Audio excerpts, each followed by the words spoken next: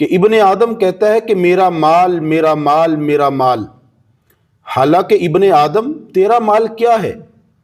جو تو نے کھا لیا وہ ختم ہو گیا، اور جو تو نے پہن لیا وہ بوسیدہ ہو گیا، اور جو تو نے آگے بیچ دیا وہ ہمیشہ کے لیے محفوظ ہو گیا۔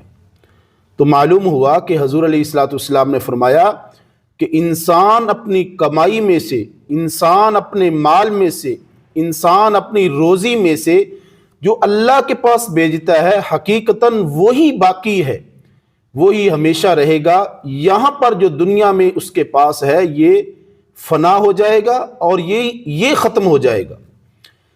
اسی طرح ایک حدیث مبارکہ جناب امام الانبیاء صلی اللہ علیہ وسلم کے گھر میں بکری ذبح ہوئی۔